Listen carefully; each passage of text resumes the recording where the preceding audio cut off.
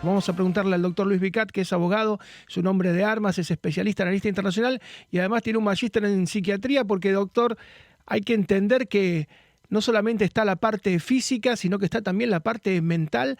¿Por qué Ucrania pudo y por qué Afganistán no pudo? Si tenían armas, los afganos tenían Black Hawk, aviones livianos, no sé qué cantidad enorme de M16, decenas de miles, visiones nocturnas también decenas de miles, Hammers, tanques, ¿y por qué no pudieron? ¿Cómo le va? ¿Qué tal? Buenos días. Bueno, en realidad es buena la acotación. El 80% de nuestra actividad cerebral es subconsciente y en realidad dentro de lo que es el subconsciente es donde se toman las decisiones que afloran luego en el consciente. ¿Qué quiero decir con esto? Que tanto en Vietnam, otra experiencia fallida, como en Afganistán, los gobiernos títeres, de alguna manera que conducían el país, no tenían la aprobación, por lo menos impectore, como decimos los abogados, la aprobación reservada, si se quiere, de sus conciudadanos. El régimen de Vietnam era conocido por su venalidad en su momento, y entonces eran regímenes que se sostuvieron de alguna manera mientras tenían el suero de armamento, logística e inclusive personal que les dieron, en este caso, los Estados aliados, básicamente Estados Unidos y sus aliados. ¿Cuál es la diferencia? La implosión de Afganistán queda cuando los soldados quedan huérfanos de Estados Unidos ante un gobierno débil que se sabe que en cualquier momento pacta con las facciones contrarias, subversivas y demás, extremistas. Esto no pasa en Ucrania. En Ucrania la palabra clave es resiliencia. Tenemos la maravillosa experiencia de un pueblo resiliente que sabe renacer de sus propias cenizas, que tiene una conciencia de nación, de patria y de pueblo que no es común encontrar y que además está acorralado.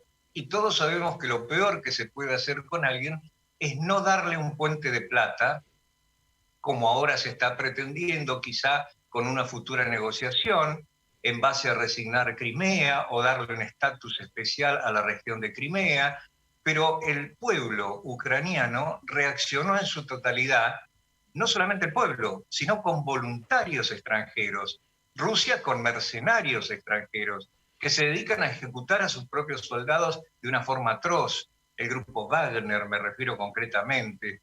Esta falta de patriotismo o de entender por qué están en una guerra que no han querido de parte de muchos ciudadanos rusos que han sido levados contra su voluntad y muchos que han huido, esto va conformando un caldo de cultivo que no es bueno y de todas maneras el pueblo ucraniano ha dado un ejemplo de civilidad y patriotismo que creo que por muchas décadas va a ser un ejemplo. Así es, porque es un nacionalismo, un patriotismo que no tiene nada que ver con una organización tribal, como tienen muchos países árabes, pues muchas veces han diseñado países y en el medio del país hay kurdos, hay chiitas, hay sunitas, es decir, adentro se odian, es un país, pero adentro hay tribus que son, tienen una cuestión religiosa y una cuestión étnica, pero algunos son nómades, inclusive todavía al día de hoy, como los kurdos. Entonces, uno piensa que es un país, pero dentro de ese país hay tribus, y las tribus muchas veces tienen una condición de pertenencia más fuerte que el propio país. O sea, haberse ido de Afganistán y pensar que ese gobierno se podía sostener, yo creo que duró días, ¿no? Totalmente. Esto es como el conflicto en su momento de Ruanda, entre los Hutus y los Tutsis. Cuando nosotros creamos un país con una lapicera, estamos cometiendo un error porque estamos desoyendo factores culturales. Y cuidado que acá hay factores culturales en Chechenia que todavía no están aflorando debidamente, pero no nos olvidemos que Chechenia sufrió el yugo de Rusia en su momento. Y más allá de un Ramzan Kadyrov que quiere de a todas maneras ser aliado privilegiado y ahora no sabe cómo salir de este brete en el cual está metido, muchos sectores de la población y del propio ejército checheno están cada vez más en desacuerdo con esta guerra. Otro tanto pasa con Bielorrusia. Bielorrusia está cada vez más tibia a la hora de decidirse a colaborar frontalmente con cierto tipo de ofensivas, porque no nos engañemos, si no hay una decisión multilateral, esta guerra va a seguir algunos meses más y vamos a tener que soportar el invierno, ojalá que no.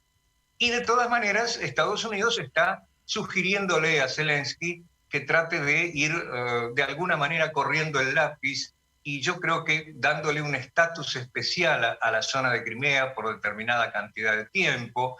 En fin, lo que se hubiera hecho con Malvinas acá en su momento, ponerla bajo el protectorado de Naciones Unidas, tendríamos un Nagorno-Karabaj nuevo, pero de todas maneras se están viendo las posibilidades. Mientras tanto, se siguen liberando ciudades, mientras tanto, centenares de prisioneros rusos engrosan al ejército ucraniano, inclusive algunos como voluntarios, y esto nos da la idea del desgranamiento que está sufriendo en este caso la Rusia.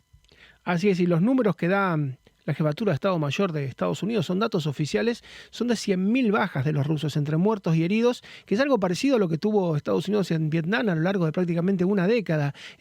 En pocos meses ha sido una matanza realmente increíble, ha sido una carnicería.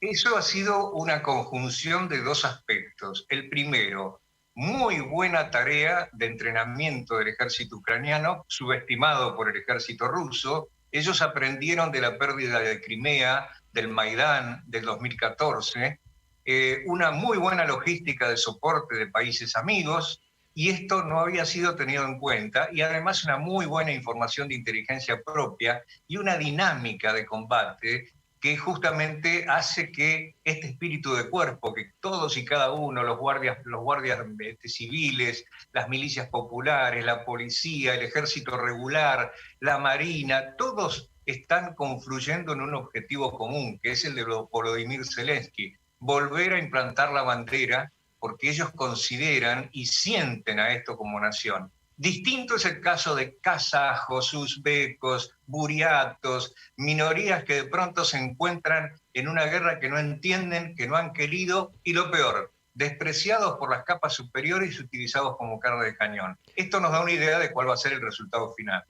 Así es, doctor, y durante tanto tiempo, siglos, hablamos de la caballería de Napoleón, de esas cargas napoleónicas tan tremendas, hablamos de la Brickers, de la guerra relámpago nazi. Yo creo que durante mucho tiempo vamos a hablar de las patrullas ucranianas, porque han demostrado de a 3 o de a 4 haber hecho desastres en los tanques, en los blindados, en las columnas. Se mueven de una manera con tanta rapidez y son tan efectivas que, insisto, van a modificar de buena manera cómo se entiende la guerra en el futuro. Esto cambia el paradigma de Clausewitz. Hoy tenemos una guerra híbrida que podremos estudiar, y quizá los nuevos manuales de tácticas y estrategias en todas las escuelas militares de formación van a tomar el caso de Ucrania-Rusia, sobre todo el caso de Ucrania, como ejemplo a seguir en este tipo de nuevo conflicto que se nos está imponiendo. Así es, doctor. Y la última, hay una revalorización del local, del que defiende, ¿no? El que defiende tiene muchas más ventajas de lo que se creía, y esto vale para Taiwán o para cualquier país que esté a punto de ser invadido. Digamos, las ventajas de quien defiende aparentemente son mucho más notables de lo que pensábamos. Sí, y esto nos hace acordar ejemplos históricos. Los 300 en el desfiladero de las Termópilas contra las huestes de Jerjes, del persa, que tenía 10.000 veces más soldados, pero no motivados. La motivación, la resiliencia, el patriotismo, el espíritu de cuerpo es lo que está campeando en estas imágenes que estamos viendo tan emotivas y que hablan por sí solas. Del otro lado, en Moscú, la policía reprimiendo a los que no quieren ir a matar ucranianos. Ya esto nos da una idea de cómo está la situación. Así es. Doctor, como siempre, un gran abrazo y muchísimas gracias. Un gran gusto, hasta siempre.